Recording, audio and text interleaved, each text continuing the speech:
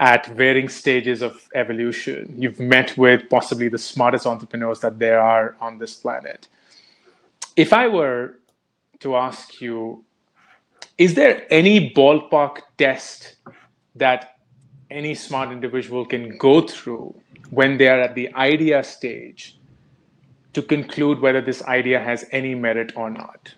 Are there tests like that that you all encourage at YC before there's any idea of a business, a venture, anything of that sort?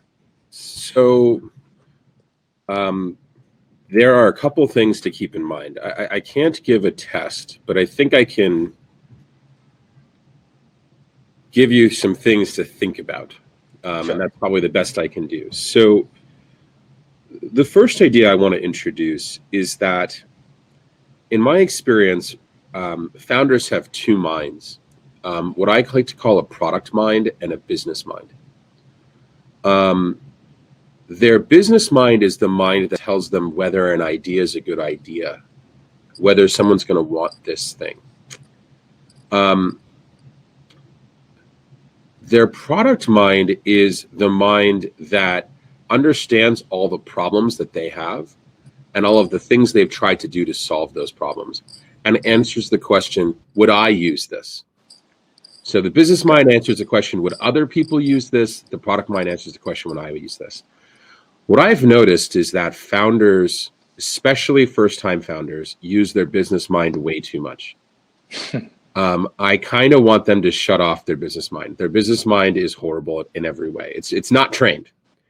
Whereas their product mind has been trained their entire lives. And so the first kind of question I ask myself about the area you're going into is this something that sounds like a good idea, using your business mind, or is this something that you would use, or you have friends, family, or relatives who this is a big problem in their life? That's the first thing I would introduce. The second thing I would introduce is that it's not your job to come up with a good idea. A lot of founders think the first step in a startup is to come up with an idea. And I like to use the word clever. The thing is to come up with a clever idea, one that when they tell their friends say, oh, that sounds like it could be a good idea. Yeah. And I really don't think anyone should ever do that. Your friends are not going to help you here, unfortunately. They're only going to lead you astray.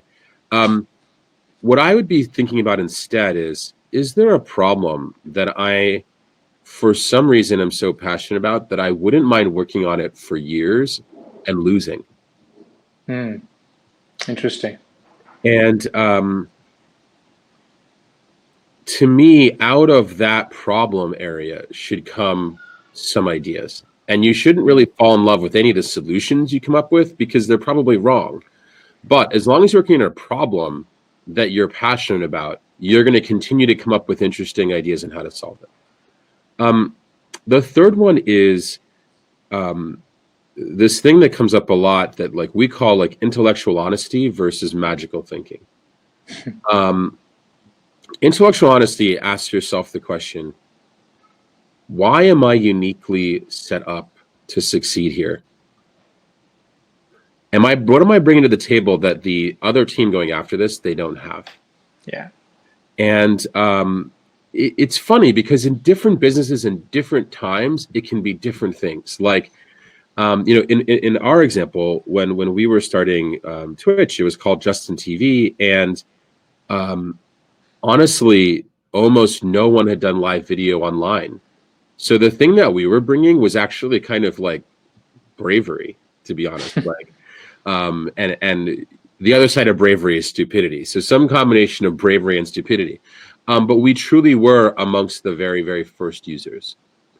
What I've noticed nowadays in the US, and I can't speak to this as much in other countries, but in the US, there hasn't been a major platform shift since mobile phones, since 2012. So most things have been tried at least once before. Yeah. And so you don't really get to benefit in the US from the thing that we had, which was hey, we're the first ones brave enough to do it. And if you get a sense for us, we actually launched our live video streaming. And at the time we thought it was going to be mobile, outdoors. Within, I think, about 3 to 6 months of 3G launching. So it was the first time you could actually go outside and get a strong enough internet connection. So we had that element of why now, and it was a really specific why now. I think a lot of founders are not thinking things through like that, and are not asking themselves, what are they bringing unique that the people before haven't brought? And then there are probably two more that I would hone in on. Is it part of your culture to have a strong technical team? Like, is software going to be a differentiator? Because if not, someone's going to come after you who cares about software more, and they're going to beat you. And then the last one is, are you working with people who you trust? More often than not, the best teams, there's a pre-existing relationship, whether it's work or personal, college friends. There's something that holds that relationship together when, I mean, honestly, we describe startups as getting punched in the face every day. So like, when you're getting punched in the face every day with a friend, it's a little bit easier to like sustain. Whereas when you're getting punched in the face every day with like basically a stranger, you start thinking like, oh, that person is useless. And just the pressure of startup can break a fragile relationship. So those are some of the things I'd be thinking about early on. That's awesome. I love how you literally covered everything that there is to.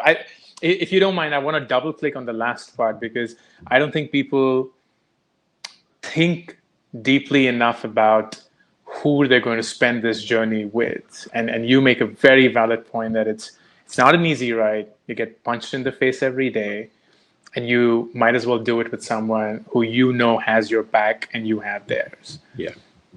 And does that mean, and there's always this thing of, should I start up with a friend or not?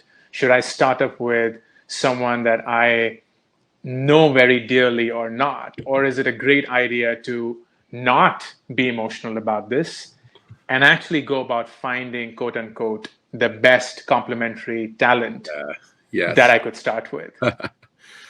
I think best complementary talent is using the business mind, right? Because it's logical. It's like, well, I'm good at these three things. I need to find someone who's good at these three things. And I think that it's a reasonable explanation, but I think that it's not understanding what the problem is day one, right? What I'd argue is that pre-product market fit, before you have something, the thing you're optimizing for is speed and motivation. Because companies that don't have anything, they slow down and they lose motivation, then they kind of go off into the corner and die. So you're not optimizing for the person who can manage, the CTO who can manage 500 people, right? Most likely, you're never going to get 500 people. So I think, all too often founders try to optimize for the post-product market fit company building phase when they are in the pre-product market fit, have I made something people want phase. You can hire all of the company building people later. And the best ones will never work with you right now. They never want to work with something that's pre-product market fit. So I'd be focusing on, one, can you have a mutually supportive relationship to keep each other motivated? And then two, do you have the skills to get the product to product market fit?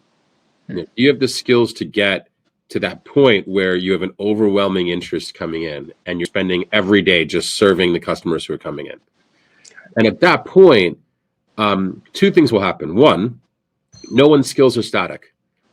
And so you'll suddenly be tested and you'll suddenly do things that you don't know you can do today. And I love that because, people learn better when there's a gun to their head. And like a startup that's working is a gun to your head. Like, you will learn. And then number two, can you guys build it? And then number two, it's can you guys support each other? And then can you guys build it? Like, those are the two things. If you can do those things early, I'd rather you work with a friend. Got it. That's great advice. That's brilliant advice. And I think a lot of people do not recognize how important that is. I love how you put it. It's speed and motivation that you're optimizing for early on. And that means that the skills that you want can always, quote unquote, wait. Awesome. Paul, who's the founder of YC, has always gone on record saying, make something that people want. It's such a powerful thing to say. But I've also seen this being misunderstood, which is, what's being suggested is, do not try and create something completely new and innovative. Just focus on what people want and are used to every day, and you will win. I'd love you to double click on this and echo sentiment. Completely innovative is an interesting thing. I think completely innovative can be interpreted in two ways. One is what's commonly called frontier tech or moonshots, rockets, satellites, da da da da. And what I would say is that, like, it has not been clearly established that the venture capital world can successfully fund those companies. In fact, at least in the US, it's been clearly established that the successful ones have almost always had to rely on non-venture capital funding in addition to venture capital funding. And that story isn't told. And so, Tesla's the common example here. And what's most commonly not understood is that, one, Tesla received a $500 million low interest loan from the US government. And two, the US government subsidized the purchasing of electric cars. So it was like, basically they directly received money from the government. Government's a much better funder than any VC, like a lot more money in the government. So, the number two example is always SpaceX. Yeah. And NASA, like the US space organization, was their customer. Like, that's almost the definition of a government subsidy. Like, NASA said, we'll give you an ass ton of money. You do this, this, and this. And then if you do it, we'll give you even more money. And so I want to make sure there's a lot of buzz around frontier tech, but I want to make sure that founders kind of understand that it's not the same path, that you're going to have to do things that are very different than a normal software company. The other interpretation of like new innovative, I would say, is a fake interpretation. People think that Airbnb was new and innovative. Well, people didn't stay in each other's houses before that. And it's like, no, Airbnb's direct competitors existed before Airbnb. Like Craigslist, VRBO, HomeAway, like they all existed. Airbnb did it better. People talk about Facebook, the first massive social network. It wasn't the first social network. Like, we can just go down the list. And so I would argue that, like, what most founders believe about this is shaped with false information. Either the company that they think is new and innovative, that's just kind of how the press wrote the story, but it's not true.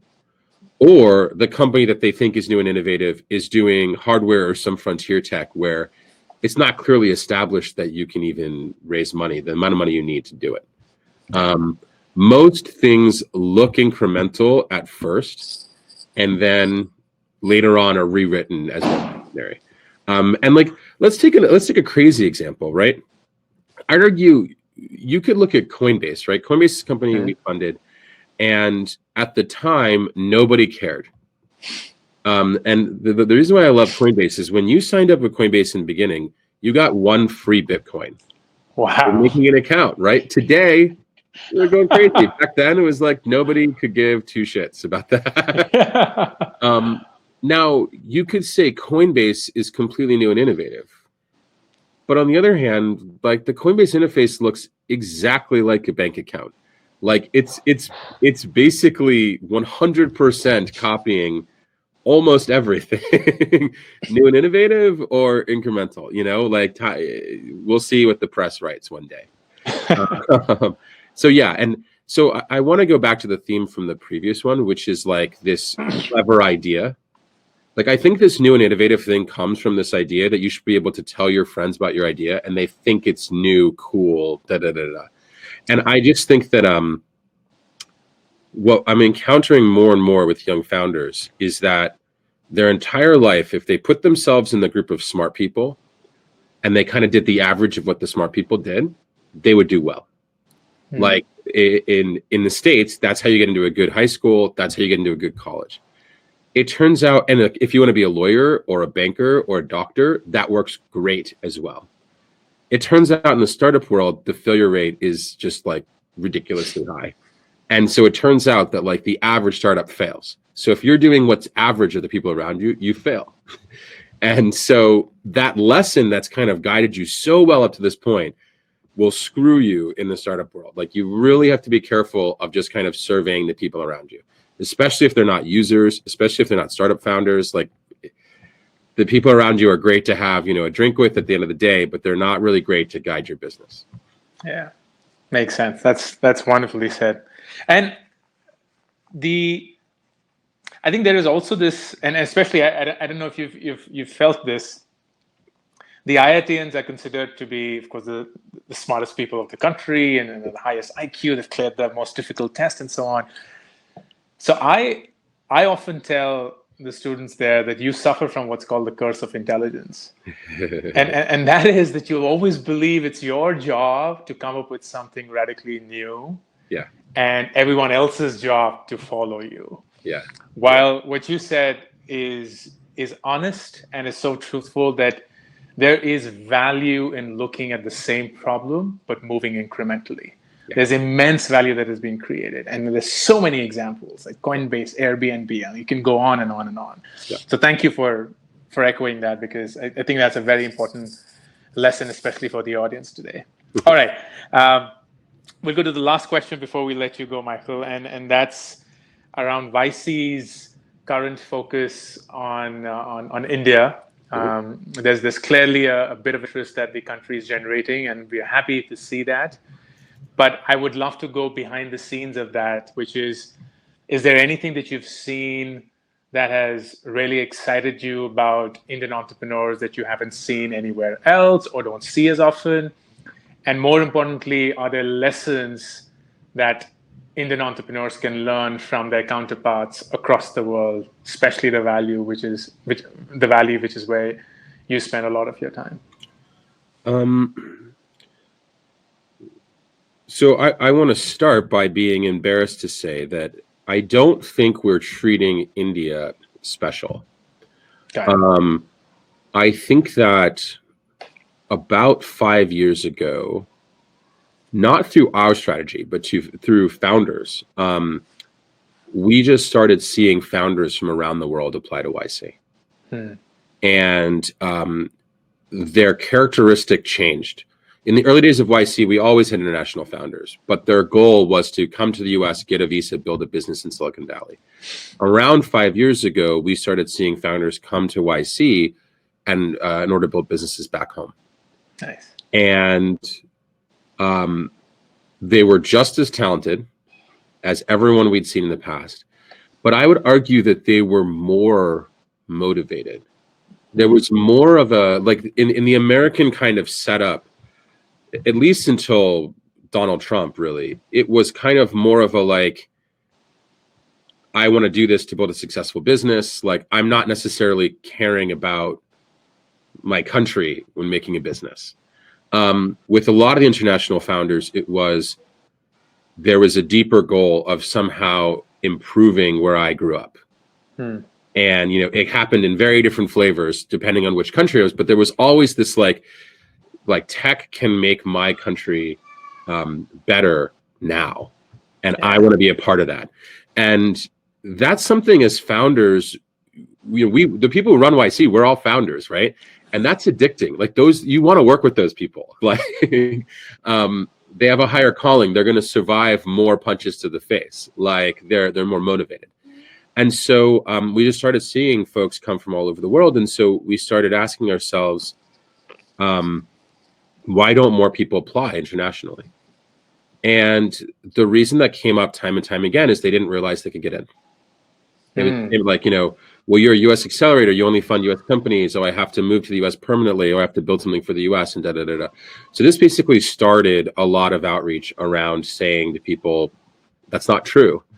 But the reality was that it took a while for those early international companies to start becoming something that people knew about. Yeah. And so now, people know a RazorPay or a ClearTax or a Misho, right? But they didn't know them back then. Yeah. And so I think that, we've accelerated our outreach in the last couple of years because we've been able to show people, not only do folks come, but they're successful. To your second question,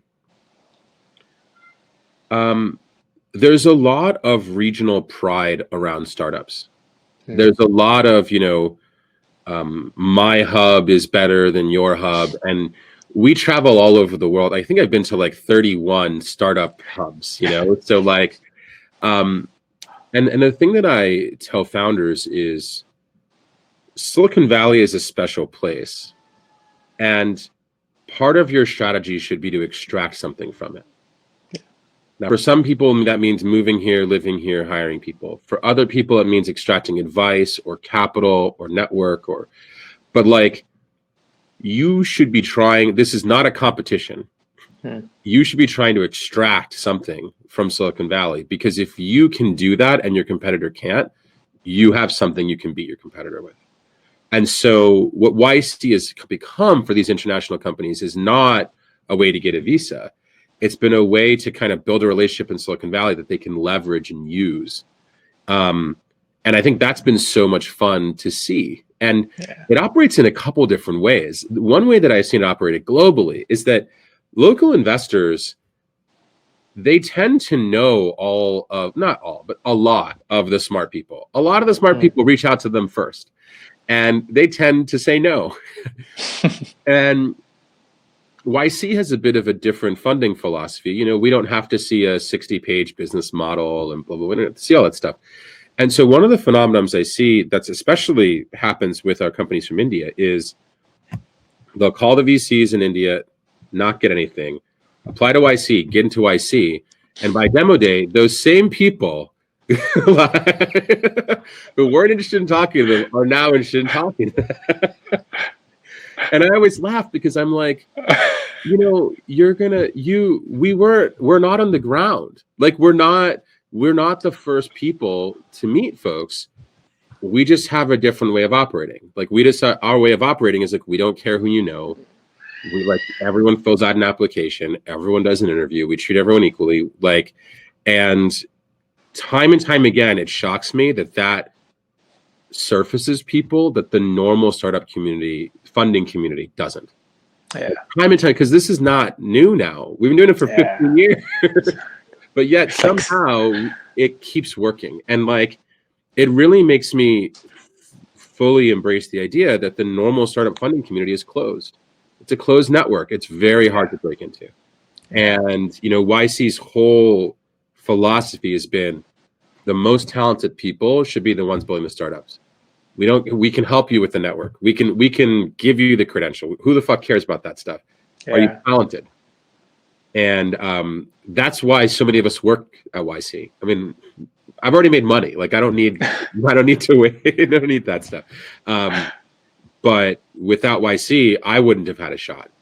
And the idea that we can give founders shots all over the world is something that I couldn't even dreamed of. I did YC in 2007. It didn't even seem possible. So, that's why we do this. That's awesome, man. I love that. Nothing can be better than this. This is true meritocracy, where you don't care who you know, what you've done. It's just true merit showing in. And you're so right. I get reminded, it's like business school. Whosoever made it to McKinsey just had a free pass to all other companies. and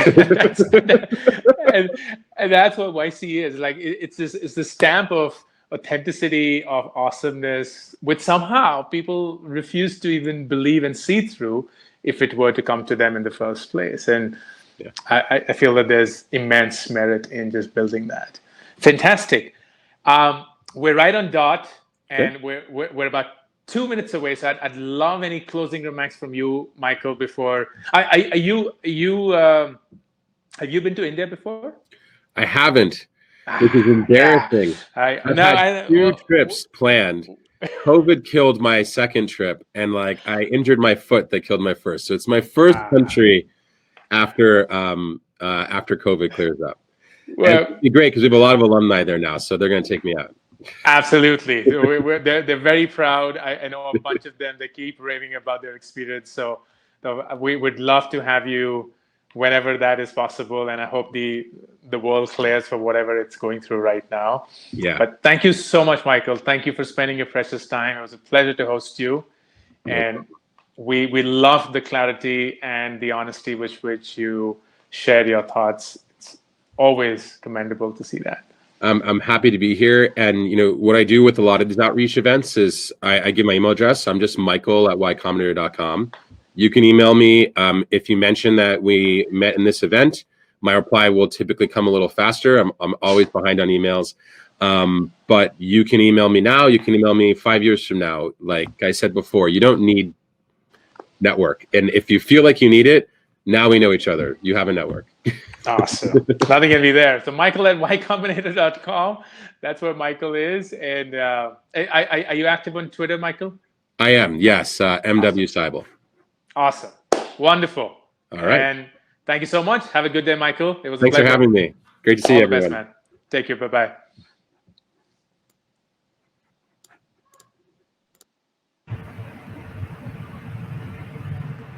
Awesome. Wonderful. Okay, I'm zoomed in again. This was brilliant. Thank you so much for participating in here. I know it's 6:03. I want to take about 5 minutes more, just very quickly go over what Michael mentioned, because it's very important that you take away the key messages from what Michael shared with all of us. And he's someone who's done so much. If you do not know, he was a founder of Justin TV, which later became Twitch and was acquired and became, well, it is today the de facto live streaming gaming application. And of course, now he's gone on to head the YC Incubator, which is the world's biggest and most well-known incubation. And through that, he's of course learned a lot of wise lessons. I think the big one that he left us all with is the fact that just because you have an idea doesn't mean that it will be successful because you're smart. Smartness does not, in entrepreneurship, guarantee anything. And I'll tell you why it isn't so. Here's why entrepreneurship is the most brutal form of self-discovery. When was the last time any one of you bought something from a startup because the founder is from IIT? When was the last time you bought something from a startup because the founder had not drawn a salary for the last 6 months? When was the last time you bought something from a startup because the founder had been at the startup for 5 years, has not been able to make it, has not been able to raise money, so you just feel sorry for them? Never, right? We don't take decisions as a customer basis what is it that the founder is going through, where he's from, what she's done in her life, and so on. We just do it on the pure merit of what the startup does for us, the product. And if that's the case, then this is something that most smart people are not used to. Because most smart people in the world are used to things happening to them because of where they come from, because of what they've done in their past, their pedigree and everything else. But entrepreneurship is when no one fucking cares about that. No one cares about that. The market's the market. The market's the market. And it doesn't care two fucks about who you are, what you've done, where you've come from. And that is so brutal for some people that it just shows them a completely different way of the world. And that's why I'd always say and extend to what Michael had mentioned, which is don't fall in love with the solution. Don't fall in love with your idea. Don't fall in love with what you think you came up with one fine morning and you now think is the best thing ever. Fall in love with the problem. Fall in love with the problem.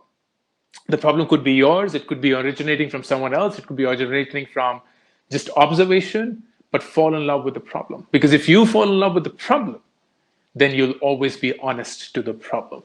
And any and every solution will come its way, and you'll still be able to grapple.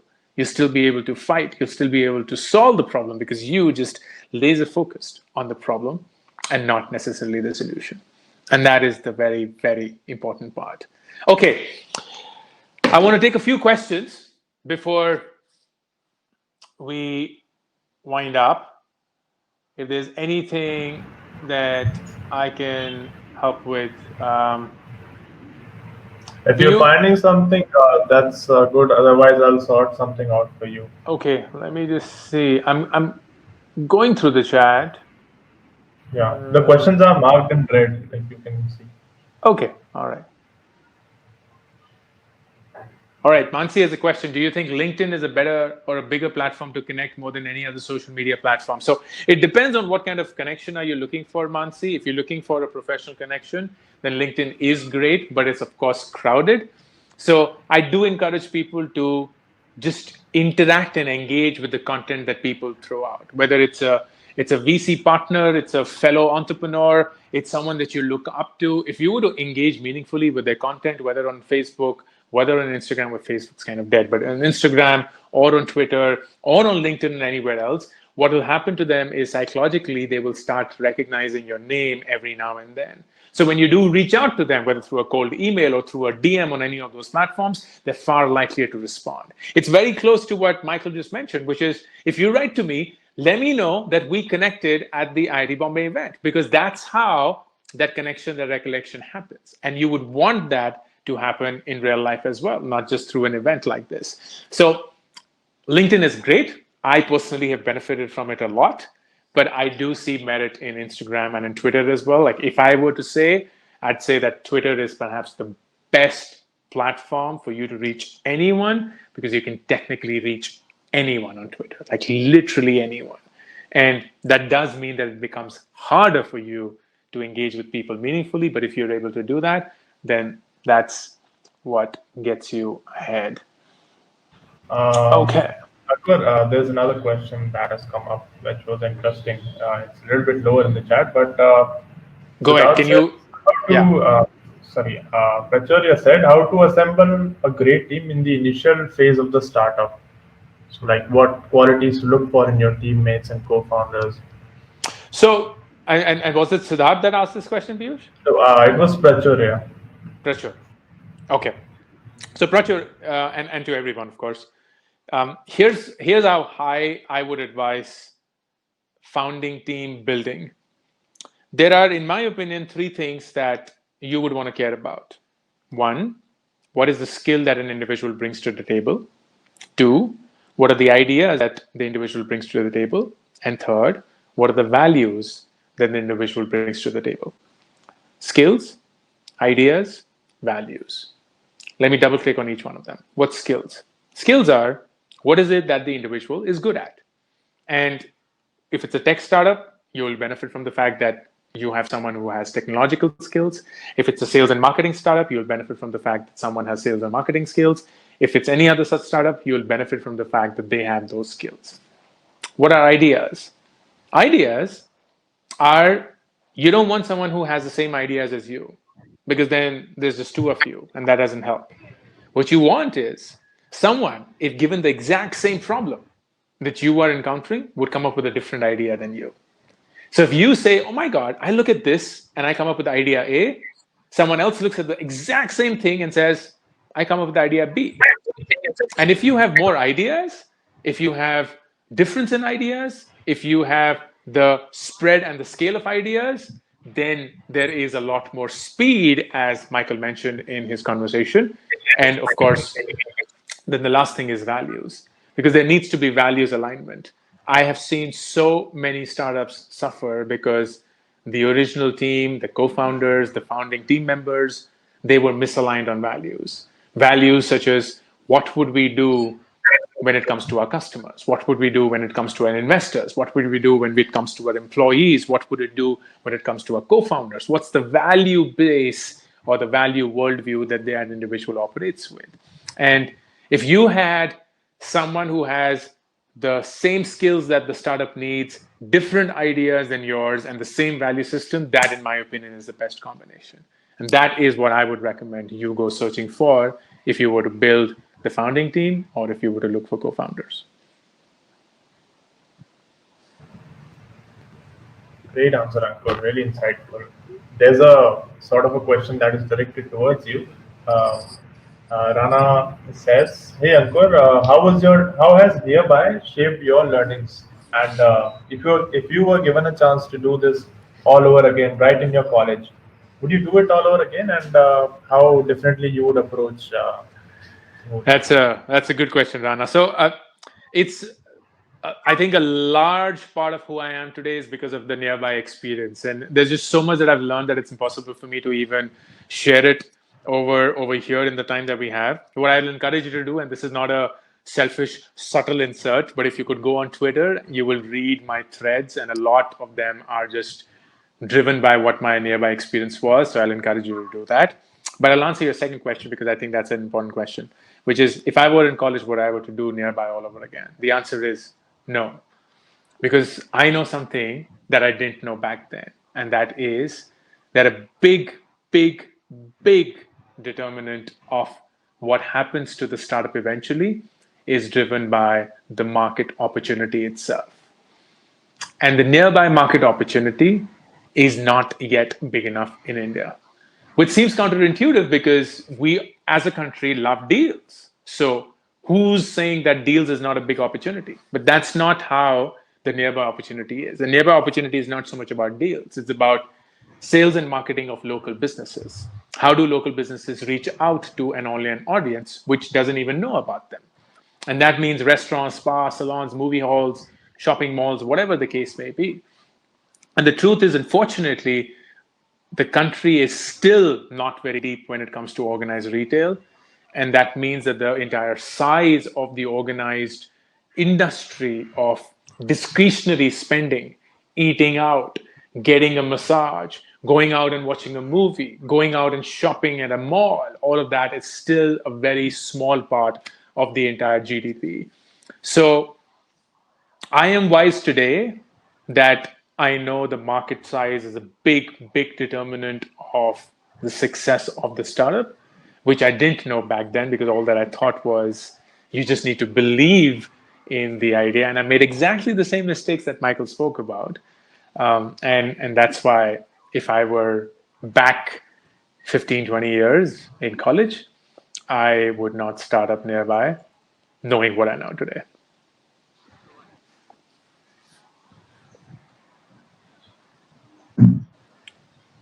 Okay.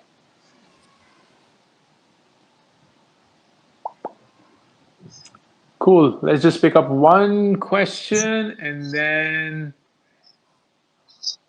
we can call it a day. Let's see.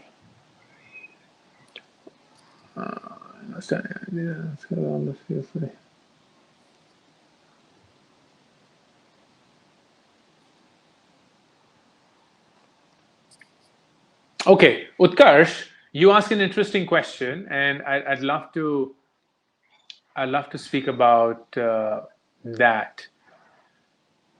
What you're saying is the following. You're saying startups feel like something heavy, and most people end up not starting anything, which is true. And I love the awareness around this. These kind of talks are great, but all this feels like man's side projects should be big and like fundable, or many side projects should be big and fundable. How do I overcome with the anxiety? Let me just broad base this, Utkarsh, and this is going to be my final closing marks because before I wind up, and that is a lot of startups are actually really hard to build. Startups in general is a really hard thing to do. So there, it is very, very important that you recognize what you're getting into. And I'd say that the best way to actually start up is to not start up 100%, but to think of it as a side project that you keep spending time on and do it because you're driven by it. Do it because you love doing it at the end of the day, on the weekend, when you have time to yourself, and so on. You love doing it without putting the pressure of it working financially for you. You love doing it. You love hearing feedback from customers. You love fixing the product. You love iterating on it. You love doing it, and you're patient with it.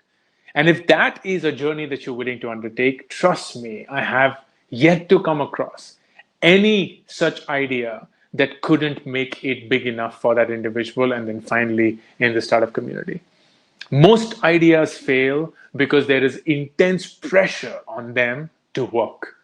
But if you remove that pressure of making it work, but you just did it for the joy of it, then you will realize that it works and it works meaningfully well, but maybe not as fast as you thought, or it doesn't work, in which case you move on to the next joyful thing that you can do.